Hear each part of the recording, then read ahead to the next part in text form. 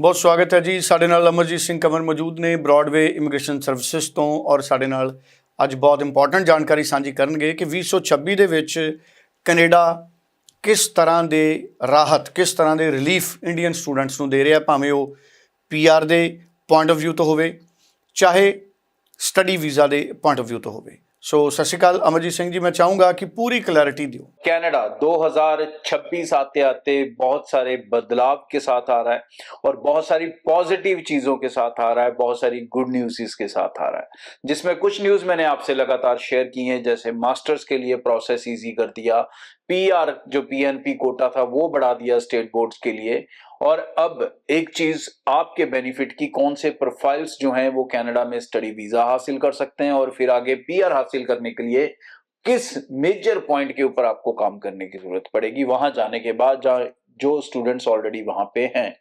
तो भाई सबसे पहले तो कनाडा जाने के लिए प्रोफाइल्स कौन सा चाहिए। आज की डेट में स्टूडेंट्स वीजा रिसीव करने लगे हैं, हिम्मत छोड़े ना। 2-2, 3-3 रिफ्यूजल के बाद स्टूडेंट्स वीजा हासिल कर रहे हैं, और 2-2, 3-3 रिफ्यूजल कई बार हो रही हैं, कईयों को नहीं हो रही हैं। That depends how you present your file, how you present your case. तो सबसे इंपॉर्टेंट चीज 6 ईच का आल स्कोर होना चाहिए। इससे नीचे स्कोर है तो चाहे 4 बार, 5 बार, 10 बार भी फाइल लगाओगे वीजा नहीं आएगा। कनाडा क्वालिटी के साथ बिल्कुल कॉम्प्रोमाइज अब नहीं करेगा, ये उन्होंने क्लियर पिछले 2-2.5 साल में कर दिया है लोगों को, और मेरे ख्याल से अभी तक समझ आ जाना चाहिए। अगर पीटी स्कोर के साथ कर रहे हो तो कम से कम स्कोर 60 इन ईच सेक्शन होना चाहिए, तभी आप अपने वीजा की उम्मीद कर सकते हो। +2 हो तो 60% ओवरऑल और 60% ईच सब्जेक्ट भी होने चाहिए। ग्रेजुएट हैं तो 60% ओवरऑल जरूर होने चाहिए।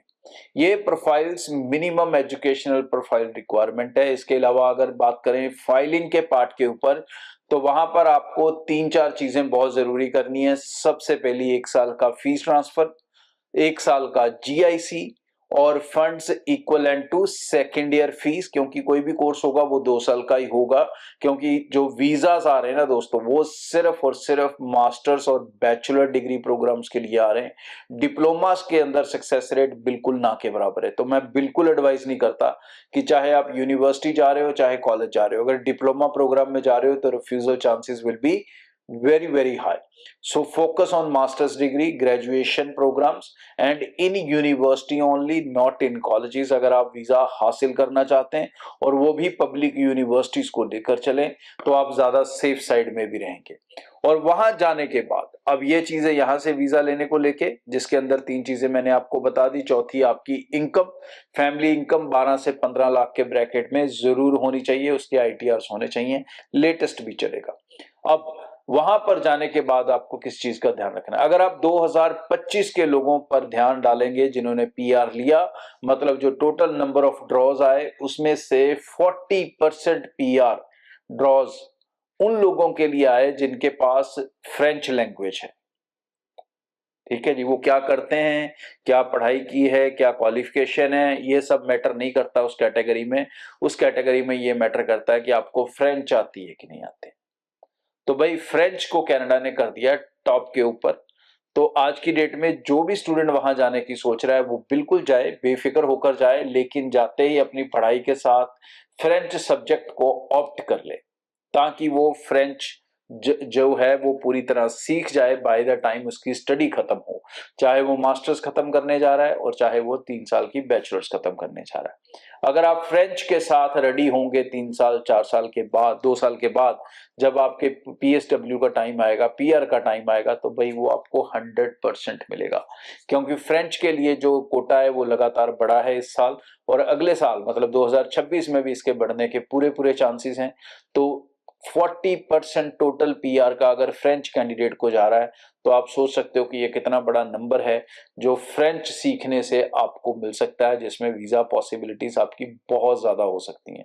दूसरा रिलैक्सेशन उन स्टूडेंट्स को मिल सकता है जो हेल्थ केयर के अंदर हैं, चाहे वो नर्सिंग के अंदर हैं, फार्मासिस्ट हैं, या इससे रिलेटेड कोई भी हेल्थ सर्विसेज के अंदर हैं, तो उनको एक फास्ट पीआर की ऑप्शन मिल सकती है। तो अदरवाइज अगर आप किसी भी और सब्जेक्ट्स में पढ़ने जा रहे हो, किसी भी और फील्ड में पढ़ने जा रहे हो, तो सिर्फ एक फ्रेंच को साथ में रख लोगे तो भाई आपका पूरा जो सफर है वो आसान हो जाएगा। बहुत बहुत धन्यवाद जी।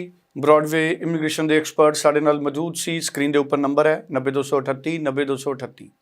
ਜ਼ਿਆਦਾ ਜਾਣਕਾਰੀ ਲਈ ਤੁਸੀਂ ਨੇੜੇ ਦੇ ਦਫ਼ਤਰ ਦੇ ਵਿੱਚ ਵਿਜ਼ਿਟ ਕਰ ਸਕਦੇ ਹੋ ਜਾਂ ਤੁਸੀਂ ਆਨਲਾਈਨ ਵੀ ਆਪਣਾ ਸਵਾਲ ਭੇਜ ਸਕਦੇ ਹੋ। ਪੂਰੀ ਤਸੱਲੀ ਹੋਣ ਤੋਂ ਬਾਅਦ ਆਪਣੀ ਜ਼ਿੰਦਗੀ ਦੇ ਫੈਸਲੇ ਕਰੋ ਤਾਂ ਕਿ ਕਿਸੇ ਤਰ੍ਹਾਂ ਦੀ ਗਲਤੀ ਤੋਂ ਬਚਿਆ ਜਾ ਸਕੇ। Thank you so much.